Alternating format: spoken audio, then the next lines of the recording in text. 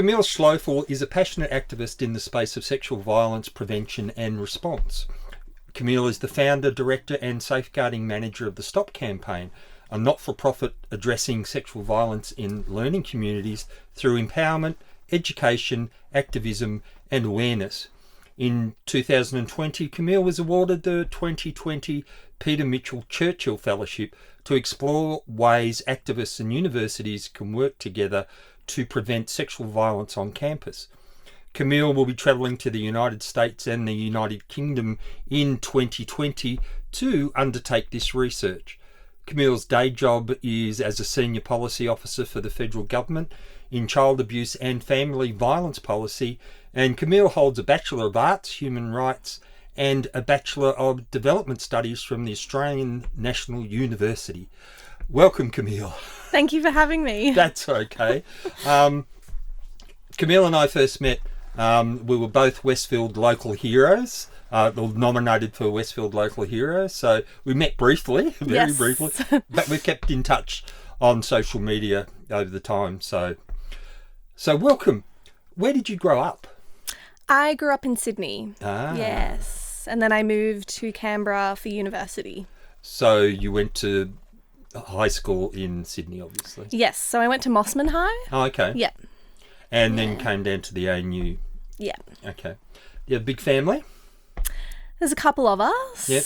Bit of a blended family. Oh, so okay. I've technically got 4 parents now. And quite a few siblings. So, yeah.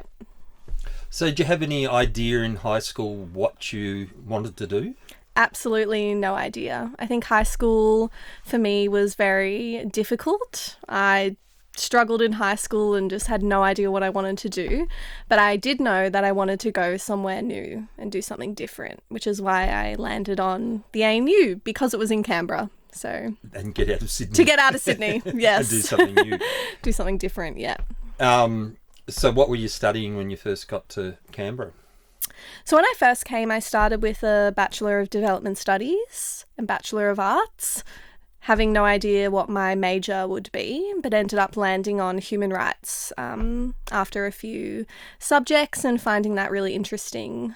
So, yeah, and I think I've always been generally interested in human rights, and it was a very broad degree, so you didn't really specialise in anything, which is probably why I liked it. We were talking earlier about that, the environment going from high school and family to the university for the first time. What was that like for you? Very confronting. I came down and I moved into a college and I found that really confronting, probably because I was very shy, and school and university are so different as well in how you're expected to learn, and then of course making new friends all over again and starting afresh. And I know for me, and I'm sure others would relate to this, trying to almost like rebrand yourself in a new city, and try and really start new. So and we were also talking about falling into that sort of party mode. Really hard not to, because you're finally away from, like you said, you wanted to get away from Sydney and find yourself, basically. But then there's that whole social aspect of university. How did you deal with that over time? I think there's a lot of social pressure when you first move to university, or I experienced that anyway. And you're almost trying to prove yourself to everyone every second of the day through all these social events that are all organised, and you're forced to socialise and go to like speed friending every second night in college. So it was a lot of pressure, but I definitely really enjoyed myself. I think it was a really good thing for me, because I think I struggled in high school with making friends and things like that. So I definitely got really involved in all of the social events, which was really good. Brought you out of yourself a little bit, you think? I think so. I'm a lot more outspoken now. So I definitely changed a lot over time and feeling a bit more comfortable to express myself. Whereas in school, I was very sheltered and didn't really speak up much at all. So speaking of speaking up for yourself, the Stop campaign, when did that start and why? So the Stop campaign started in 2018. So that was my third year of university and I was still on campus. I was a senior resident that year, which is a pastoral care scholarship role, where basically you're expected to support students on your floor and engage in like a roster system of being on call and responding to any critical incidents that might occur. And then trying to also be a part of a bigger leadership team. And starting that out was quite confronting because the year before, the Australian Human Rights Commission released their report into the prevalence of sexual violence at universities, and it showed that the ANU was one of the worst in the country. And then experiencing that it was the worst as a senior resident, it was disclosure after disclosure, at least once a week. It was very often, and I felt like we weren't equipped to deal with it. I definitely wasn't as a 20-year-old, and I was really struggling to support my peers. So I went and spoke to some of the staff at the university about how can we approach this problem of sexual violence, how can we educate people on the topic of sexual violence, and support all our senior residents to make sure that we can then support students as best we can. And they, while being, sympathetic that it was happening, they weren't really interested in any tangible action and weren't going to commit to anything. So I just got really frustrated and was like, well, if you're not going to do anything, I will do something. So the Stop campaign was born, and I basically just wanted to raise awareness and support my fellow team. So I just created postcards. Basically, this is what the disclosure process is, and this is what's going to happen if you tell a senior resident, and disperse them all across my college. And then it just kept growing and growing from there. So yeah, that's where it all started. That was that discussion I was having earlier, was about, and you picked up on it too, is that you got to uni and you're in your college with not a lot of information about what there was around, information around what do you do about sexual assault or anything that happens to you on campus. Do you think, and I mean, these are probably things you've already thought about, but we were talking about them earlier, should there be some education and training in high school, especially for those people who are going on to uni or college, about the situation that they're going to be faced with when they get to uni? Yes, 110%. I think what I recall from my high school sex education was zero, because they did not teach it in my high school. And I think I was definitely part of the problem as well, in terms of things like victim blaming and not realizing was probably victim blaming, all of those sorts of thought processes and comments about, people getting drunk at high school parties and things happening.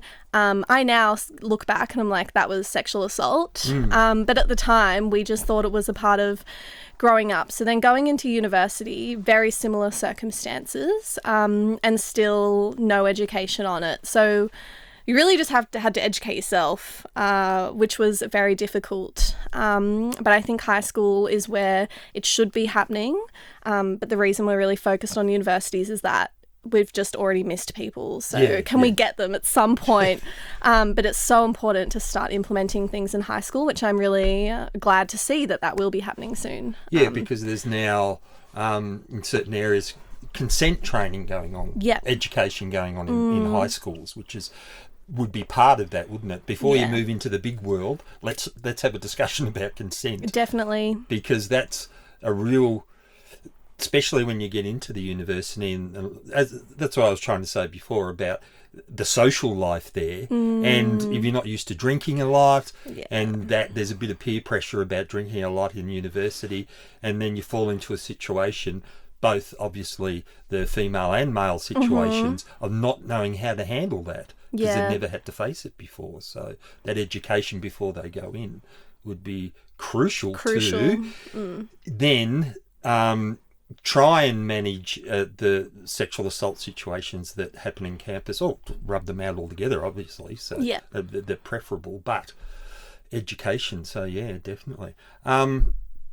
So where's the Stop campaign at the moment? Okay, the Stop campaign. We have definitely evolved over time. So where we are at the moment is we've done quite a bit of, or many projects so far, and what we're really working on at the moment is putting together a safe response toolkit, which is massive. It's definitely the biggest project that we've ever done, and it's basically a 12-chapter, 200-page resource on everything from responding to a disclosure to reporting to sharing your story to advocacy after an experience of sexual violence. So it's meant to be a one-stop shop resource for victim survivors and their supporters about what to do and also what all of their options are in terms of civil processes, criminal justice processes, restorative justice as well, workplace sexual harassment and those sorts of avenues, and then all the support services. So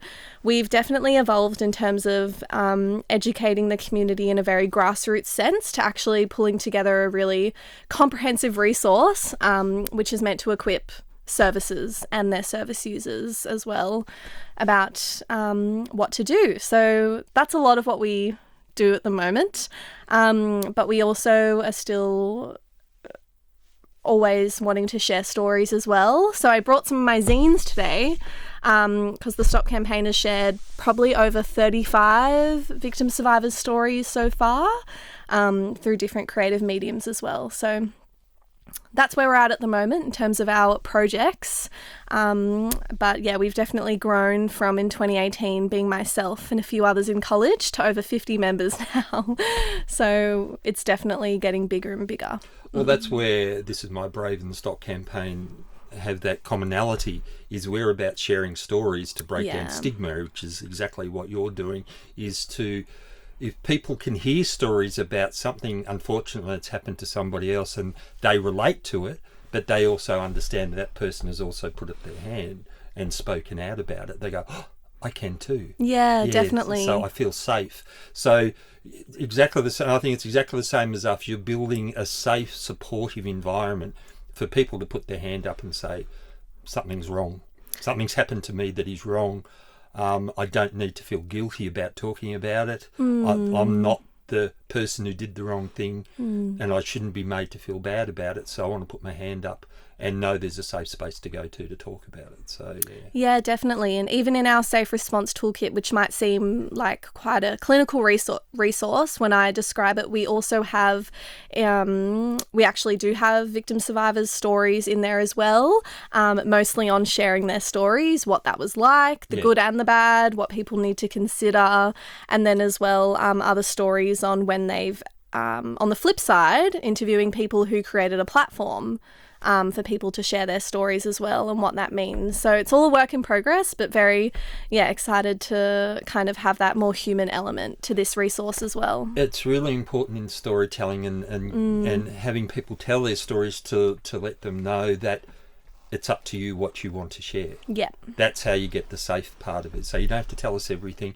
You tell us what you're comfortable with telling us and what you want to share. And that way they don't feel under pressure that they have to tell their story. So, and that's creates a safe environment overall. So obviously that's what you're doing as well. That the work that you're doing, do you see it being able to be used in the wider community?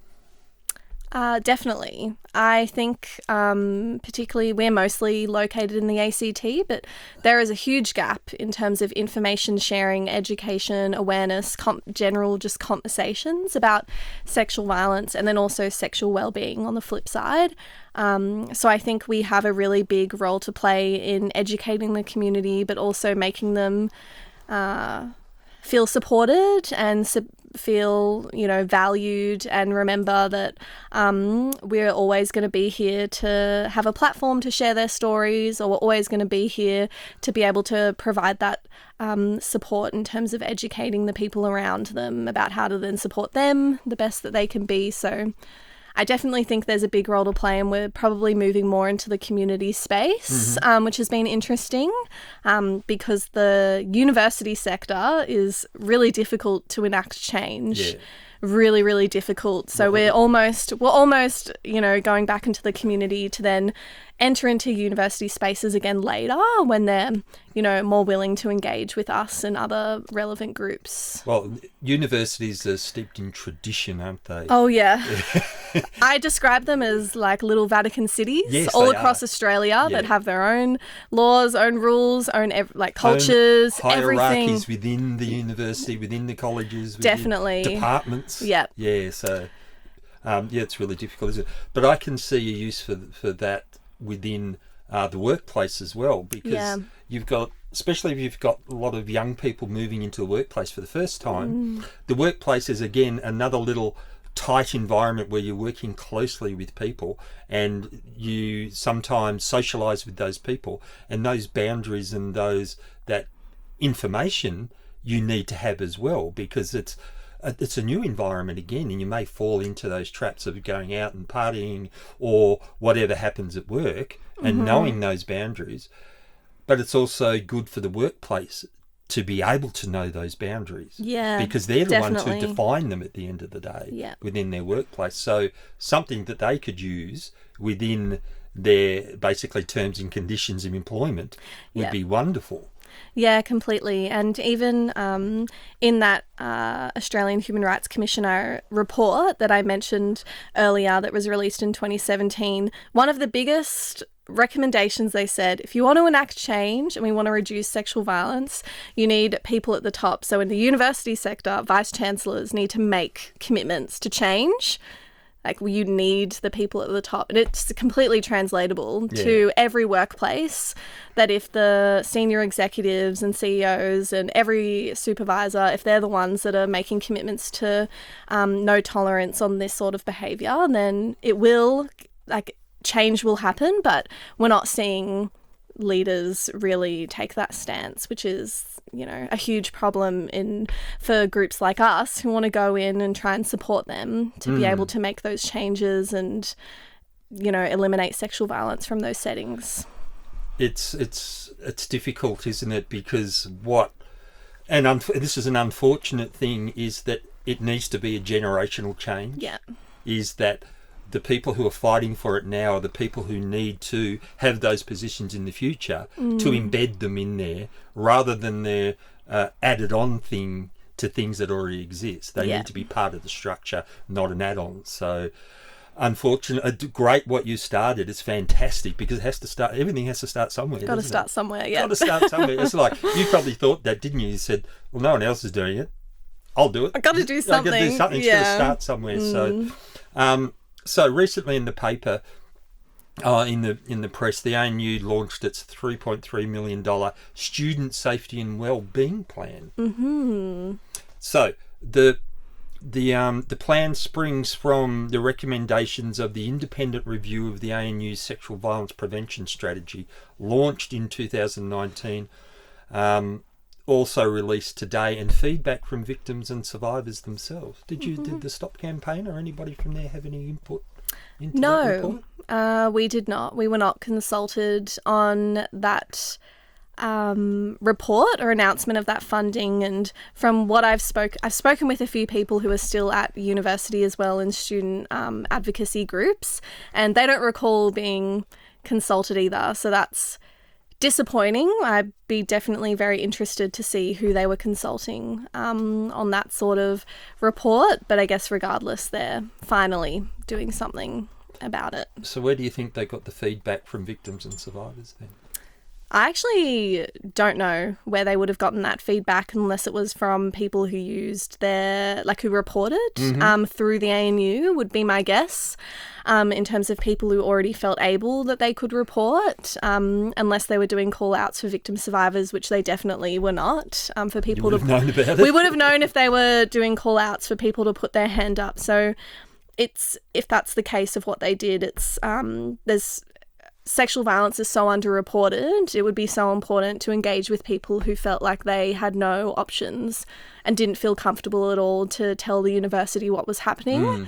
So it's interesting to see or to hear about who they were consulting. particularly in implementing things like consent education when that is such a small part of the picture. And they've already claimed to implement consent education by doing, tick and flick consent matters modules. And while from the outset, you might read a report and say, wow, like 90% of all students on campus are required to do this module. But then in reality and practice, they would, I remember one of the college's international students would literally be getting off a plane, going over to the college, and they wouldn't give them the key to their room until they sat on the floor and did this module. So really problematic implementation of how they, what are you learning from that? It just makes you, it's not really trauma informed. It's not culturally sensitive practice or culturally informed practice. So I'm really intrigued though, because I know there's been huge turnover in staff to see what they do with this money and how they implement it. And I hope, they do take a lot of student feedback on board and try and consult a bit more meaningfully. Well, I mean, something else that we have in common is that the centre of all this should be person-centred, and it should be based on lived experience. So the feedback from people involved, it sounds like they've done some of it, but not widely. Not widely. Sounds like it was targeted. Yeah. But at the end of the day, you've definitely got to get a really wide range of people and their perspectives. And the ANU, despite it seeming quite homogenous in terms of it being elitist as a university, there's still a lot of diversity within that student body. So they've definitely got work to do. Yes. Yeah. The figures that they were bringing up was last year there were 31 reports and 21 people were found to have engaged in misconduct, and a little more than half were expelled. Does that equate to what you know about reporting on campus? I mean, reporting and their approaches have evolved over the past couple of years. I remember during my time there, they would do a lot of what they call residential hall swaps. So they would... if someone was if there was a sexual violence incident within a college between two students at the same college, they would either remove the victim survivor or the perpetrator to another college, and that was their solution. So even expulsion of students, like what they've said in this report, it's intriguing to see like what other education they did around that behaviour to actually make sure that the perpetrator gets on board and understands why their behaviour was wrong. So I'm not sure about the removals. I've personally never heard of a removal and no one's ever told me about an expulsion. I know more victim survivors who have been removed from the university due to failing so many subjects because of what happened to them, and it all stemming from that trauma, more so than any perpetrators that have been removed. So I'm sure if they compared the statistics, like compared those two numbers, it wouldn't make them look as good. It's a real institutional attitude, isn't it? Because what you described there about taking offenders away and putting them in a different college sounds like the church. Yeah. Offending priests taken away from their parish and put somewhere else. You just put them somewhere else. Yeah, exactly. So it's institutionalised. Yeah, completely. Systemic attitudes to dealing with problems. Completely. And even when it's not peer-to-peer, there's been cases as well where staff have also engaged in this sort of behaviour, and they have just been, picked up and moved, haven't actually dealt with it how they should, and again haven't actually educated them on why that is, like why there should be a no tolerance and why that behaviour is wrong. So there's a recent story about that, isn't there? About a professor at a camp, and the way it's been dealt with is just, you reading the story, you go, okay, something happened, everybody knows what's happened now because they've reported on it, just come out, but there's this has happened, and said no, he's not going to be sacked, but then they've come back and said no, he's going to be sacked.